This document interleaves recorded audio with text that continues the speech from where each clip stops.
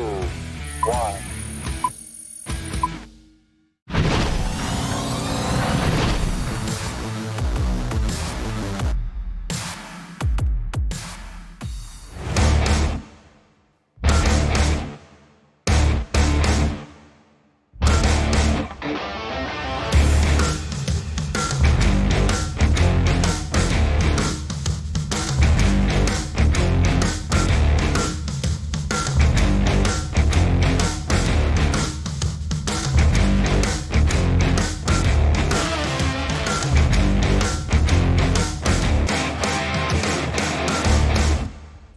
The sights of summer camp, and they are a sight for sore eyes. Welcome into MASN All Access. I'm your host, Paul Mancano, from the MASN Newsroom.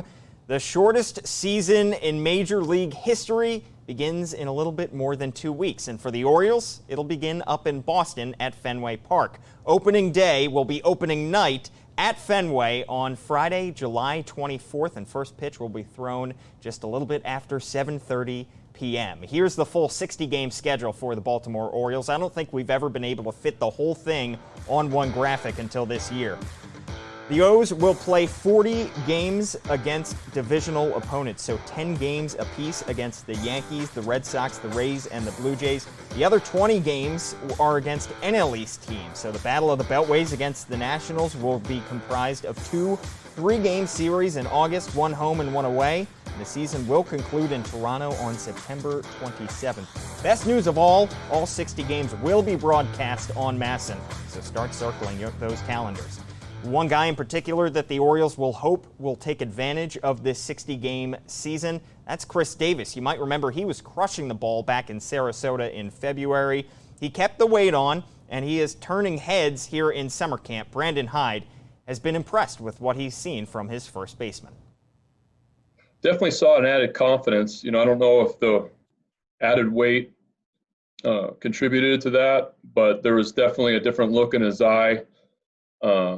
He came in with, I felt like really with a strong intent to have a good year. I know he put some really good work in the off season, not only with the swing, but also in the weight room. And he's kept that weight on throughout these last few months.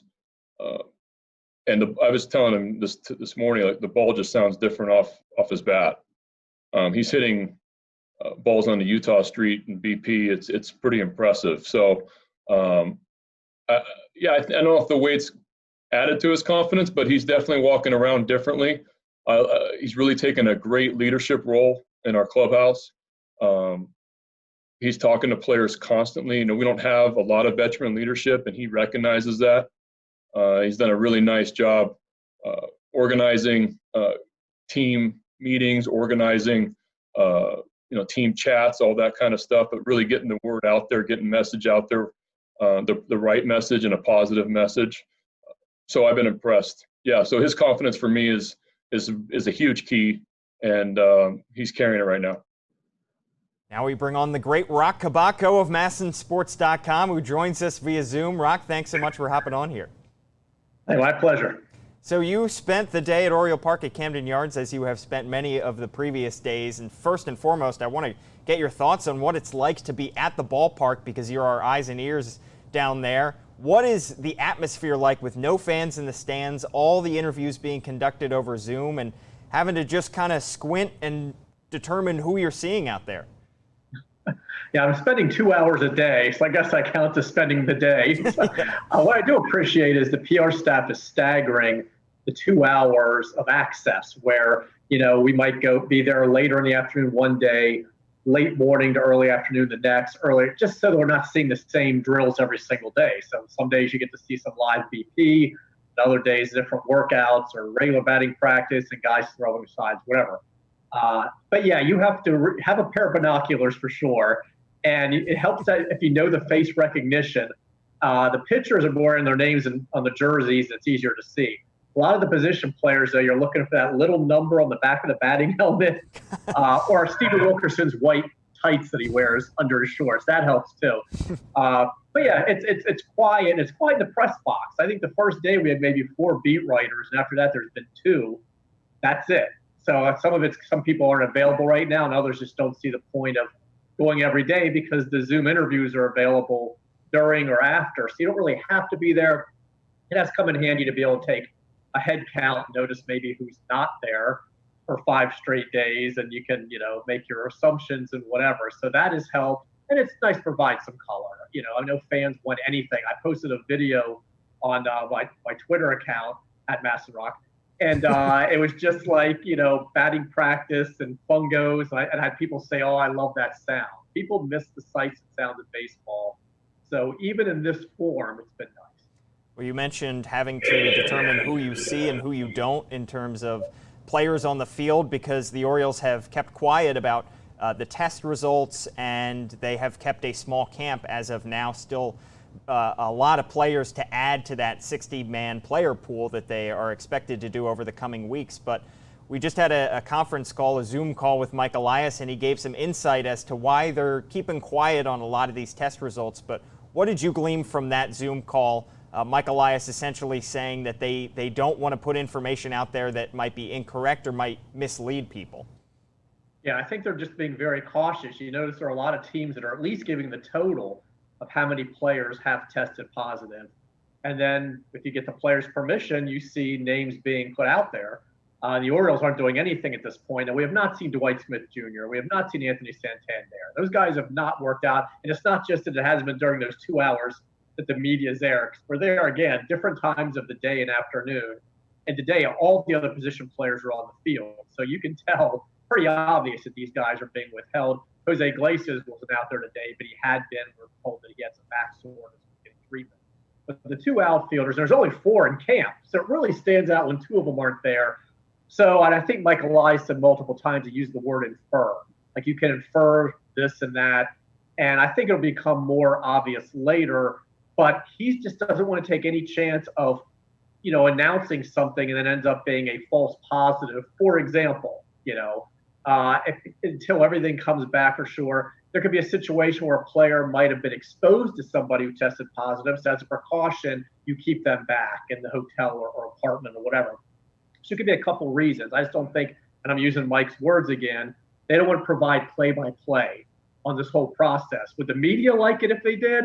Absolutely. It'd make our job so much easier if we could get play-by-play on everything. Negotiations, trades, free agent signings, whatever, draft picks. They don't do that. And they're certainly not going to do it here. And I'm sure there's some, legalities where they don't want to take certain chances of saying something that could come back and bite them later. So we know Dwight Smith Jr. and Anthony Santander have not been working out. The exact reasons, we could speculate, but that's the best we could do right now. And of course, the guys that the Orioles have seen and that Mike Elias has seen on the field, he's been impressed by. Mentioned in particular the pitchers he thought were in excellent shape. He's got a ton of pitchers to choose from, and so does Brandon Hyde when putting together that bullpen and maybe the 5th starter spot in that rotation. But what have you seen from the pitchers just a few days into summer camp? Yeah, you know how much you can read into a live batting practice session, but I mean, there are guys that have looked good. I mean, even a guy like Cole Stewart, we kind of forgot about him. He used to be the 4th overall pick with the Twins and only made 1 appearance in camp because he had some bicep soreness, and we all know what that's like. If you do too many curls. Yeah, only you, Roch. You've been there. So he had that, so he only made 1 appearance, and it said, oh, by the way, this guy is still a starter candidate, or could be a long reliever. You're allowed to have 30 guys on an opening day roster, and you're going to need some guys that can provide some length. We don't know how long the starters can be able to go, or he's a taxi squad guy. But he's in the thick of this competition. Velocity good, secondary stuff looked good, throwing strikes. Hunter Harvey certainly looked good when he was throwing mid to upper 90s. Asher Wojciechowski, the little bit we've seen and just going by what Hyde has said, has impressed them as well. So, they're just looking for guys right now where, you don't pay too much attention to the radar gun, but you would like to see some nice velocity from these guys and just good delivery and the secondary stuff working as well, guys just being healthy. And I think it was obvious. A lot of these guys worked out at home. It's not the same as game conditions. Not everybody could face live hitting, but a lot of them did. So it's not like they just got off the couch and put down their bag of Frito scoops like I did recently and said, oh man, we got to get back to camp and, brush off the crumbs and go. These guys have been staying ready, and they were told, the veterans were reminding the younger guys especially, Richard Blyer told me that. It's like, hey, don't suddenly act like, oh, probably not going to be a season anyway with all the negotiations going back and forth and things look pretty gloomy.